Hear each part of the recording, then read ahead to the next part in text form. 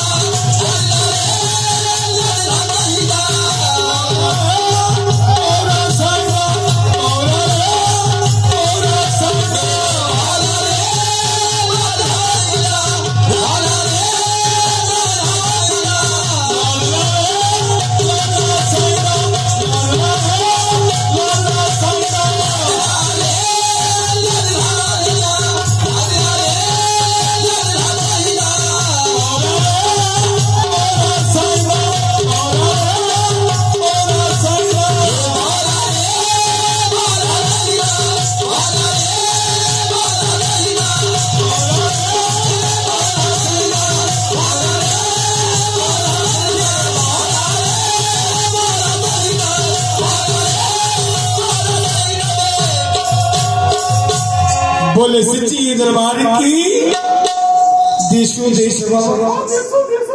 अरे देखिए बाबा, अग्नि का खेल करके दिखाया बाबा। अरे देखिए बाबा, अल्लाह के घर के भक्कर पूरे पाएंगे बाबा। कुछ ज्ञान की बात हो जाए बाबा, नहीं है बाबा।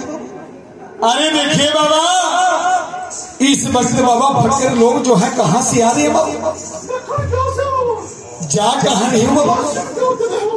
दक्षिण में क्या करा बाबा, और पश्चिम में बाबा ज्वाला माँ के परखने के लिए चले।